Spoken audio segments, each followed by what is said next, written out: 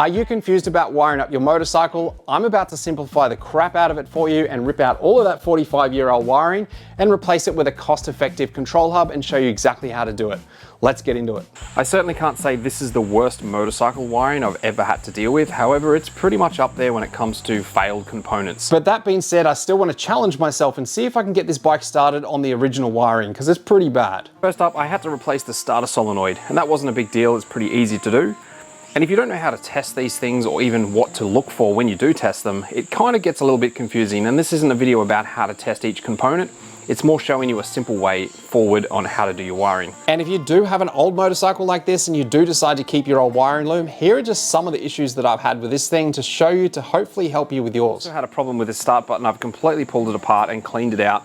The contacts are working perfectly, but for some reason it has failed. So I temporarily wired in this momentary button, so at least I'll have something to press and start the bike. Even replaced the old 4-pin ignition cutoff relay because it had failed with a new one, and also updated the way it was wired so that it's a lot more reliable. And on top of that, I've gone ahead and cleaned up where all of the earths are, because that can be a fail point. But it gets worse because all of my connectors were completely corroded on the inside, so I've had to pull each one of those apart, clean it out, put it all back together again. And the other issue that I had was the starter motor. This one is actually running backwards. It's off a different model of motorcycle, and I've got to get another starter motor for this. I've just installed the correct starter motor for this bike, so here goes nothing. I wanted to try and get this bike started on the original wiring. It's all pretty much set up so that I can turn the key and have the thing going. However, as I was about to fire this bike up, take note of this red light here. And I was moving this wire around, and as you can see, another bad connector.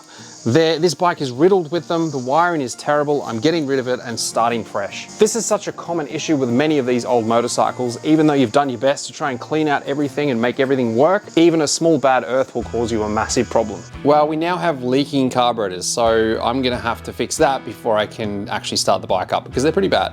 I've taken the carburetors off and split them because I was getting a pretty bad leak between each one of those, which is just an O-ring replacement. So I've done that. Let's connect some fuel and see if this thing fires up.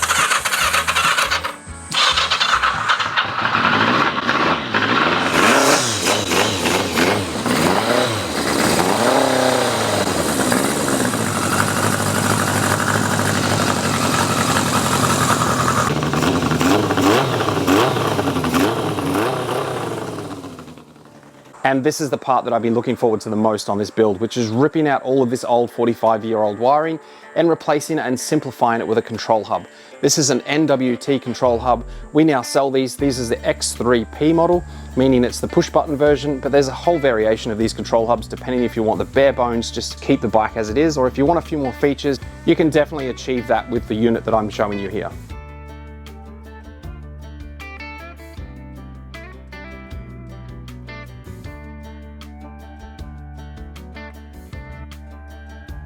Just so you know, I'm doing a really rough and ready wiring just to show you where everything goes, and then I'm gonna have to go back and loom everything and make it all pretty. But for now, we're not worried about that.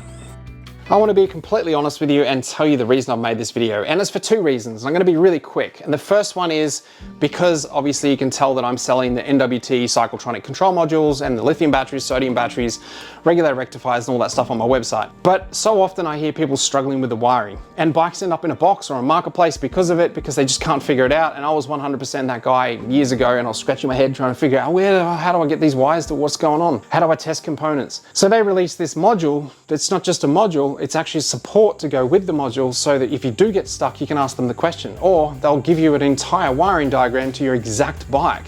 So you just have to follow the wires and connect them, and you know your bike's gonna start up. It's just so cool. It's kind of like what I do already. It's helping you build your bike, but it's just a different side of building the bike, which is the wiring. So you don't have to pay somebody else to do it. That is why I'm making this video. Let's get into it. I'm gonna place the module here just while I'm wiring it up, but I do need to build myself an electrics tray like I've done many times before, just to house all the components and keep everything neat. A nice little touch here, on top of every single one of these plugs that comes with each loom, there's the markings of what they are. And you can't really plug them in the wrong holes anyway, because each one of these slots only takes the right size connector. So looking at the top of the unit, let's go from the left connector, which is the P for power, and there's 4 wires. So this is a specific wiring diagram for this bike and the components that I'm going to put to it. And as you'll see, the power plug here is a 4-pin. One goes to ground, one goes down to your number plate light, I forgot to mention, even though this is a custom wiring diagram for my motorcycle, the fundamentals of how to wire up one of these modules is pretty much the same across the board when it comes to Japanese bikes, so definitely check out how easy it is. One goes to your starter solenoid, and the last one goes to your key ignition, this little guy here. But if you purchase this key ignition from us, you'll also have the power plug on that as well, so that will make this power plug obsolete, and this will take its place. This is actually a really nice 3-position key ignition, and it even comes with a little eyelet for your earth, which is a nice little touch. We might just tape him onto the wire for now so we don't lose him, because I can see that just going somewhere and I'll have to go and find it. If you are running your original key ignition or just an aftermarket one, this is the cable that comes in the kit. You will need this, but we're not going to use it because we have the other key ignition. So these are the starter solenoids you can get from us. They come with a plug and the earth's all pre-wired in, so you pretty much just need to add the other wires. We've got one wire here which is optional, can go to your number plate light, and if you're going to use one of these key ignitions as I mentioned before, the only other wire that's on there which is red. Now this red wire is going to go directly to your starter solenoid. So while we have the starter solenoid in hand, we may as well do the 4 wires going into the connector here. The bottom right is going to be your earth, the top left is going to your key ignition, and the top right is going directly over to your regulator rectifier of choice. This is a 370 regulator rectifier, and there's 3 wires that go straight down to your stator.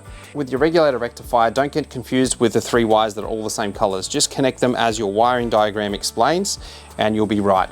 And then there's one other wire on the regulator rectifier, which is just an earth. So that's nice and easy.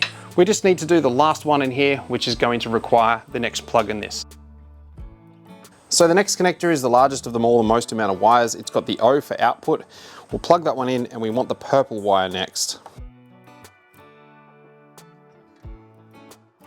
The purple wire will be going on the starter solenoid, and it's the last wire that needs to go into this connector.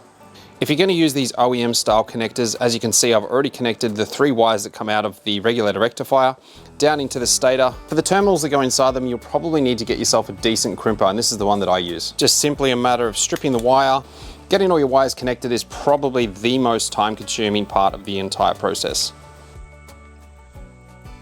And just push them in place. You'll hear the click. That starter solenoid is now set to go. We just need to add the starter motor as well as the battery terminals and add a fuse.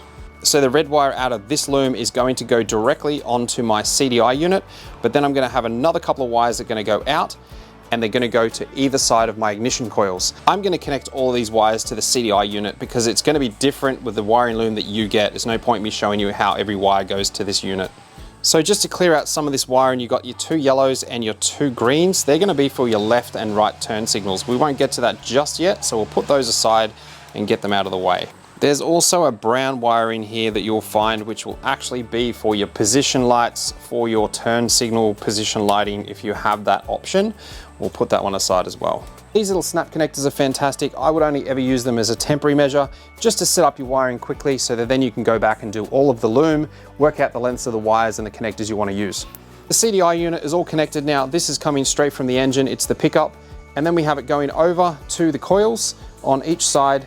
As you can see here, I've just temporarily connected it and just tidied the loom up a little bit. So now that's done, the only thing left is the earth, but I'm going to leave all the earths to last. Whoops, don't want to break that. So we have this bunch of wires here, which is what's left over on that loom. The blue and the white are pretty easy. They're just your headlights, so we can put those aside with the turn signals. We'll do those later. And we can get to these guys here. We don't need to worry about the purple. And just so you're aware, I do make mistakes as well. This red wire was meant to be connected to the CDI. It's meant to go in there just like that. So I'm going to de-pin that one, connect this guy, and then that's taken care of. And the gray is your horn. That's really simple. That's just basically an earth on the back of this going to your frame, and then that gray wire attached to one of those terminals as well. So that's nice and easy.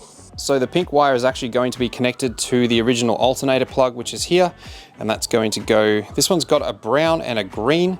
The green's going to be the earth, and this one is going to be connected now to the brown. I've just used one of the original OEM connectors for this, just replaced the brass on the inside so we know it's going to be a good connection, and then we will do the earths, like I said, later. This is the orange wire, the last wire I haven't mentioned on this output plug. This is going to be your tail light. So that's pretty much in the same category as all of these: headlight, tail light, turn signals, and also horn. They're really easy things to wire up. The second last plug is the input. This is going to be your neutral switch, your oil sensor, as well as your rear brake. So we'll plug that little guy in there. That's now in. It's actually pretty simple. These orange wires are going to be the 2 wires for your rear brake. So this yellow wire with the green trace is going straight up to your coils.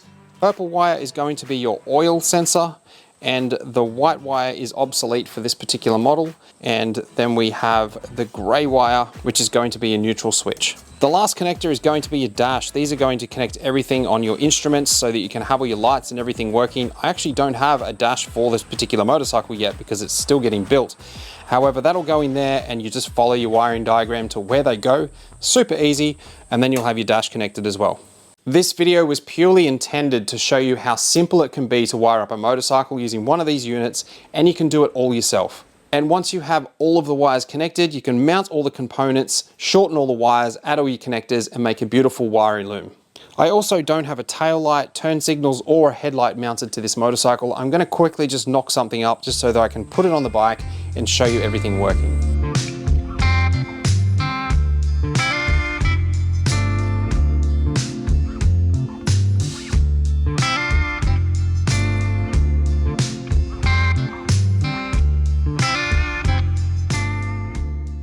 With all the electrical components, including this regulator rectifier, the starter solenoid, and even the control hub itself, they all have short earths, and they're like that for a reason. Don't extend them, just earth them out on the body wherever they land.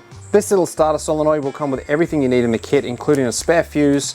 It'll also have the rubber boots, the smaller terminals as well, also 2 mounting brackets, the 2 screws to put in the top here, and also the power terminals, as you can see, for that cable. I've been recently working with a company called the digisync.com, and I have a little gift to give you. Once you complete the wiring, you're going to want to start the bike up and no doubt sync all the carbs and get the bike tuned. You'll hear it won't be running perfectly. The best tool for this is a digital syncing tool. It's the one that I use, and I'm proud to announce that I can actually give you a discount code on this tool.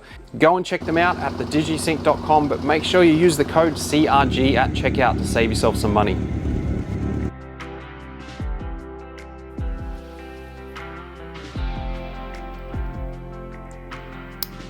This is just a random headlight I had sitting around. I threw it on there so I had something to connect to, but I wanted to show you these. They're actually a H4 plug, and they've got a ceramic internal, meaning they'll never melt like some of those other ones.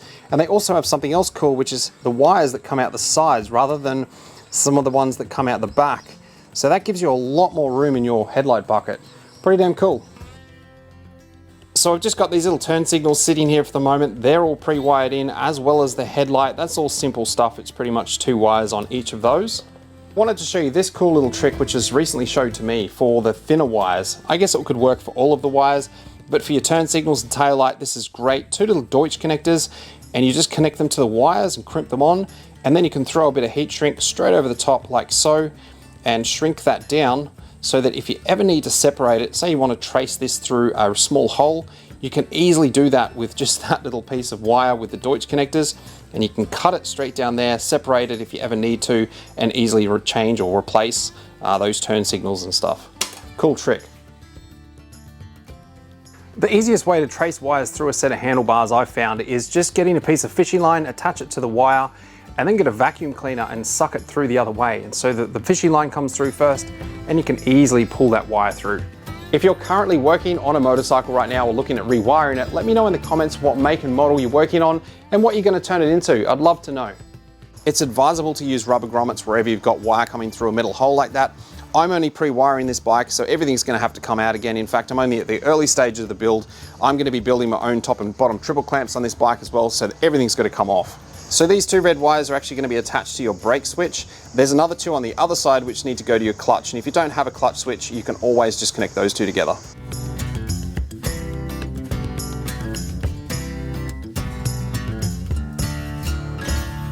That is one clean and tidy installation. You can't even see those wires, they're practically invisible. Connecting your switch gear couldn't be easier. It's just a matter of snapping these little connectors in place, and that's it. Just make sure when you do trace these wires up near your steering, you do have a little bit of slack when you turn left to right, so you don't snag anything. I can tell you firsthand there is something seriously satisfying about wiring your bike up yourself, especially when it's this simple, and pressing that start button and hearing that engine wind over. And if you do have any questions or queries about this control hub that you got from us, maybe you're just a bit confused about something, the support team is there to help you. So make sure you reach out to them and ask them the questions you need to ask so that we can get your bike wired up sooner rather than later and get you on the road. Everything you see here, as well as the tail tidy and the turn signals, it's all available on my website. Go and check it out. If you have any questions, jump in the chat box and I'll be happy to help. This X3P is just one of the control hubs that we have available. I like this one because it's got the minimalistic switchgear, but if you want to keep your original switchgear, there's options for that as well. So now that that module is completely wired up, let's turn the key, hit the start button, and I want to show you a few features about this unit. So I have this 385 lithium ferrophosphate battery all connected to the starter solenoid.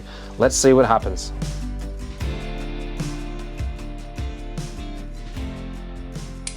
Righto, fuel is on. Let's give it a go. Oh yeah.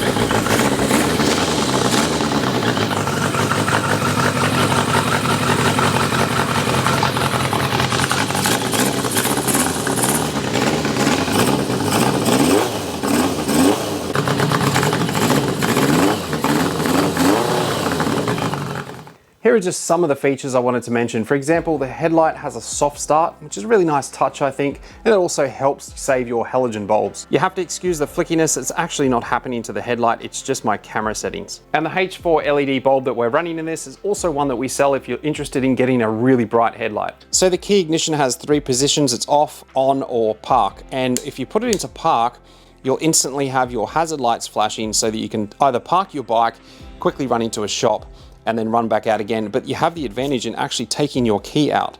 So rather than leaving your keys in the ignition with the hazards on, this is a nice little feature that you probably will not realize how much you'll use until you have it. If you take the cover off the unit, you'll find there's a couple of really small dip switches here in the corner.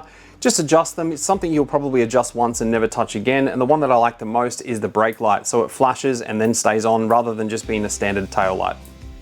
And if you ever want to use your hazard lights at any stage, you can press both indicators at the same time and just press another one to cancel it.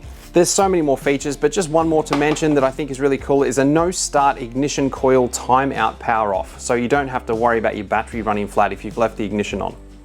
I've been doing this for almost a decade now and I've wired many motorcycles, and I really wish I had one of these control hubs when I first started scratching my head figuring out wiring.